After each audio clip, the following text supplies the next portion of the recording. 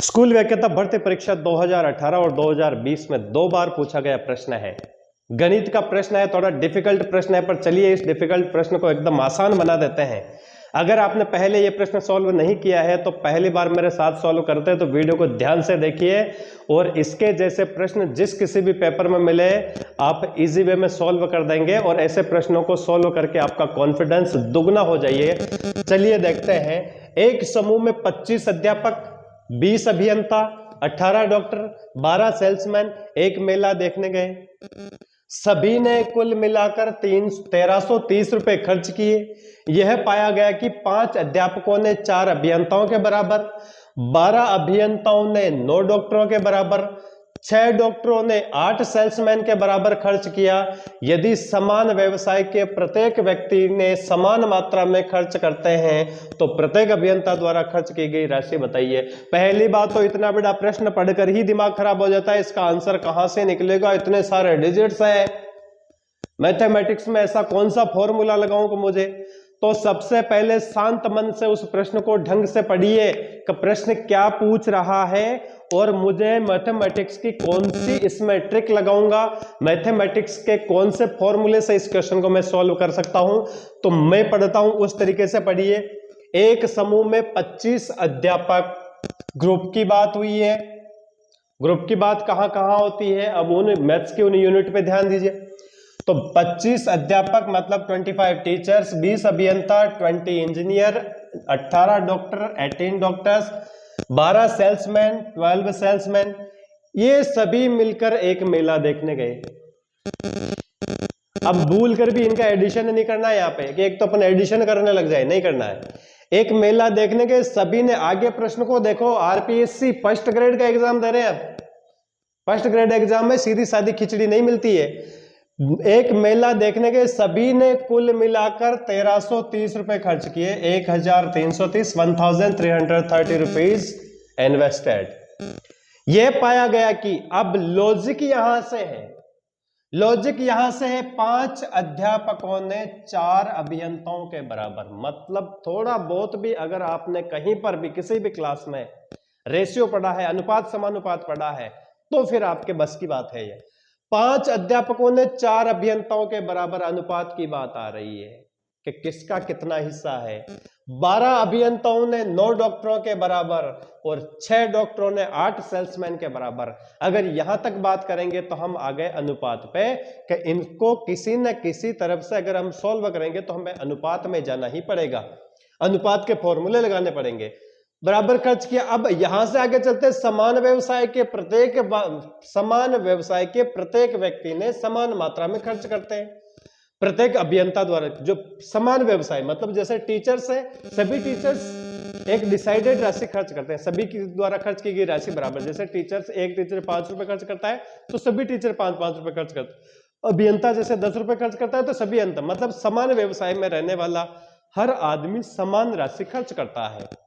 तो यहां हमसे पूछा है कि अभियंताओं द्वारा खर्च की गई राशि बताइए। यह तो हो गया प्रश्न पढ़ने का तरीका, ये तो प्रश्न पढ़ने का तरीका होगा। प्रश्न को जब हम पढ़ते हैं हमें यहां पता लग गया, मुझे जो यहां पता लगा है, ये मुझे लगा है कि पहले तो मुझे इसे अनुपात में लाना पड़ेगा, अनुपात के बाद मुझे इसको, क्योंकि साझेदारी निकालनी है, अभियंता का हिस्सा निकालना, तो हिस्सा हम साझा में निकालते हैं। तो यहां पर हमें 2 यूनिट्स, मैथ्स की 2 यूनिट है, अनुपात और साझा, दोनों को ज्वाइन करके इस क्वेश्चन को सॉल्व करेंगे। देखिए करते हैं। सबसे पहले यहां लिख दिया मैंने टीचर, 5 अध्यापक 4 अभियंताओं के बराबर। तो टीचर रेशियो, टीचर अनुपात अभियंता इंजीनियर, टीचर अनुपात अभियंता। अब यहां थोड़ा जमाने में ध्यान रखना, 5 अध्यापक 4 अभियंताओं के बराबर, तो अध्यापकों का जो योगदान है, अध्यापकों का जो खर्च है वो 4 अभियंताओं के बराबर है, तो इसको आगे रखेंगे। तो 4 अनुपात 5। फिर हम आगे आए इंजीनियर अनुपात डॉक्टर। इसमें भी सेम वही है, 12 अभियंता 9 डॉक्टरों के बराबर।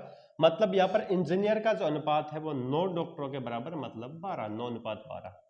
फिर इसके आगे हम अगर लेते हैं तो डॉक्टर अनुपात सेल्समैन, ये सेल्समैन हम लेके आ गए। तो डॉक्टर कितने खर्च, 6 डॉक्टर 8 सेल्समैन के बराबर, डॉक्टर का जो खर्चा है 8 सेल्समैन के बराबर, तो 8:6 यहां पर आ गया। अब छोटी से, क्योंकि अनुपात समानुपात पढ़ते आते हैं मैथ्स में, अभी नहीं पढ़ा तो पहले पता, अनुपात को हम सरल भी कर सकते हैं। सरल करेंगे तो इसका तो कोई सरलीकरण होना नहीं है, इसका हो जाएगा 3 तिया 9 और 3 चौके 12, इसका हो जाएगा 2 चौके 8 और 2 तिया 6, ये हो गया। अब अनुपातों में जब एक से अधिक अनुपात दे रखे हो तो उनको सोल्व करने के लिए एक मेथड लगता है जिसमें कॉमन अनुपात को समान किया जाता है। तो वो मेथड क्या आएगा, मैं यहां पे कर देता हूं, टीचर अनुपात इंजीनियर, इंजीनियर यहां से आ गया, फिर यहां से मैं ले लूंगा डॉक्टर, डॉक्टर यहां वाला भी आ गया, यहां से ले लूंगा मैं सेल्समैन, यहां से इसको अलग कर देते हैं। तो यहां पर मेरे पास टीचर का अनुपात क्या है, तो 4:5। अब यहां पर इंजीनियर का अनुपात ये 5 है और यहां पर इंजीनियर का अनुपात 3:4 है, तो ये 3 ये डॉक्टर का आ गया 4। फिर यहां पर डॉक्टर सेल्समैन का अनुपात 2:3 है, 2 नहीं 2 चौके 8 होता है, सॉरी 4:3। तो यहां डॉक्टर का अनुपात 4 है, 4:3 यहां ले लिया। अब बीच में जो कॉमन अनुपात है उनको हम समान करेंगे, बीच में जो कॉमन अनुपात आए उनको हम समान करेंगे। समान कैसे करेंगे, क्योंकि ये 5 और 3 है, दोनों को समान करने के लिए इनका हम एलसीएम ले लेंगे। एलसीएम आता है 15, तो 5 को 15 बनाने के लिए 3 से गुणा करेंगे और 3 को 15 बनाने के लिए 5 से गुणा करेंगे। क्योंकि अनुपात है समान रखने के लिए अगर इसको गुणा करेंगे तो इसको भी गुणा करना पड़ेगा, तो इसको 3 से गुणा करेंगे और इसको गुणा करेंगे हम 5 से। अब क्योंकि ये 20 हो गया है, 4 पंजे 20 हो गया है, तो इसको भी हमें 20 बनाना पड़ेगा क्योंकि ये कॉमन अनुपात है, तो इसको भी हम 5 से गुणा कर देंगे, तो इसको भी 5 से गुणा करना पड़ेगा। बस समझने वाली चीज यही है, एक बार दोबारा बता देता हूं, क्योंकि ये कॉमन अनुपात है, कॉमन अनुपात में दोनों को हमें समान करना है। समान करने के लिए जैसे हम 3 और 5 को समान करेंगे तो दोनों का लघुत्तम निकालेंगे, लघुत्तम 15 है, 15 5 को 15 बनाने के लिए 3 से और 3 को 15 बनाने के लिए 5 से गुणा करेंगे। क्योंकि अनुपात है तो अनुपात में हम जब इस अनुपात को 5 से गुणा कर रहे थे, इस अनुपात को 3 से गुणा कर रहे थे, इस अनुपात को भी 3 से गुणा करना पड़ेगा। अब इसका हम आंसर निकाल कर आते हैं तो हमारा आंसर आ जाता है 4 तिये 12, क्योंकि इसको हमने कॉमन कर लिया था तो ये 15 रहेगा, इसको कॉमन कर लिया था ये 20 रहेगा, इसको गुणा कर लेंगे 5 तिये 15। अब हमारा टीचर, इंजीनियर, डॉक्टर और सेल्समैन का जो अनुपात आता है वो आता है 12:15:20:15, 12:15:20:15, 12:15:20:15, ये हमारा रेशियो हो गया। अब इसको मैं इस साइड ले लेता हूं। अब ये तो जिसने जिस हिसाब से पैसा लगाया था वो था, उसका रेशियो आया, मतलब ये 1:1 का रेशियो आ गया है। अब इसको हम कुल में लेकर जाएंगे तो ये 12, मतलब प्रत्येक व्यक्ति ने समान पैसा लगाया, तो जैसे 1 का अनुपात में 12 आ रहा है, तो हम टीचर टोटल कितने थे, टोटल टीचर थे 25, इसको मल्टीप्लाई करेंगे 12 से, 12 से मल्टीप्लाई कर देंगे। फिर इंजीनियर,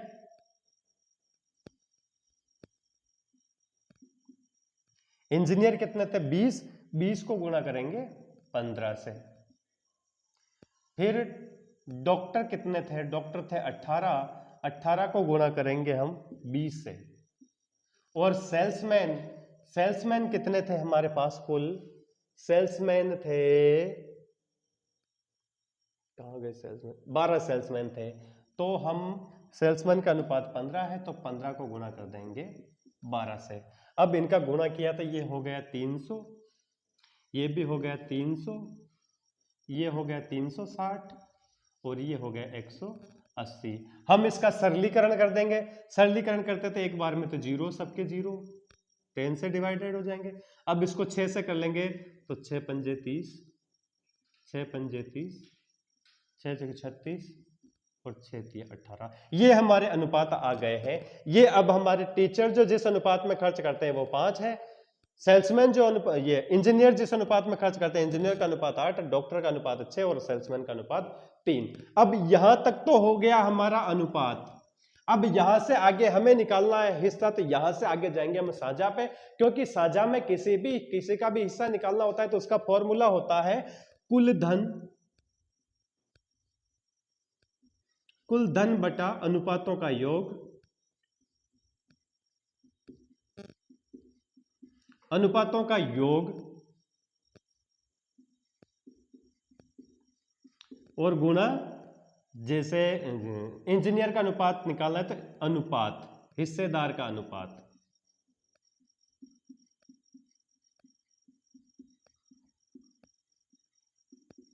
ये हमारा फॉर्मूला रहता है। ये फॉर्मूला मैं वापस हटा देता हूं, ये आपको लर्न है या नहीं है इसलिए मैंने लिखवाया था। अब इसके लिए लेते तो हमारा कुल धन जो खर्च किया गया था, धन था, वो था 1330 रुपीज। अनुपातों का योग करते हैं, अनुपातों का योग कर ले, 5 5 10 6 16 और 3 19। ये अनुपातों का योग हो गया 19।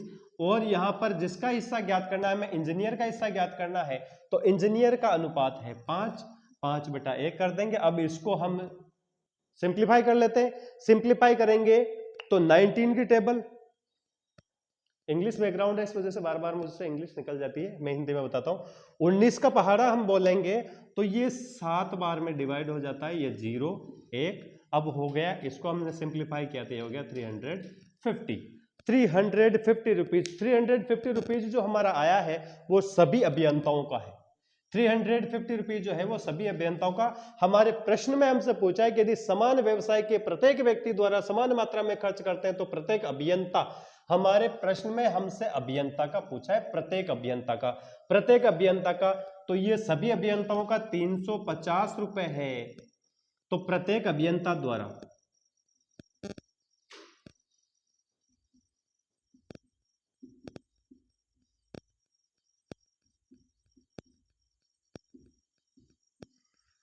प्रत्येक अभियंता द्वारा खर्च कितना हो गया, 350 रुपए को हम डिवाइड कर देंगे 20 से, क्योंकि टोटल 20 अभियंता था, 0 से 0 क्रॉस हो गया, और 2 से 35 को हमने डिवाइड करते तो 17.50 रुपए, मतलब 17 रुपए 50 पैसे। It mean 17.50 rupees are correct answer. 17 rupees and 50 पैसा पर engineer invest in the fair where they are going to सी।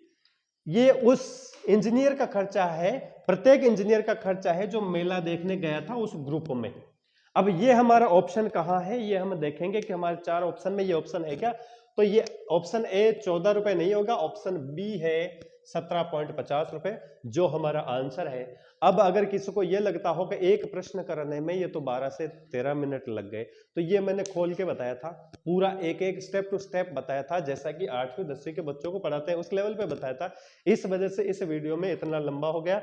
बाकी अगर आप ऐसे कम से कम 7 8 10 प्रश्न सोल्व कर लेते हैं इस टाइप, तो आप इजी वे में इसी क्वेश्चन को 4 से 5 मिनट में कर सकते हैं, 3 मिनट में भी कर सकते हैं। अगर आपकी अच्छी प्रैक्टिस है 2-3 मिनट में इसका आंसर निकाल सकते हैं।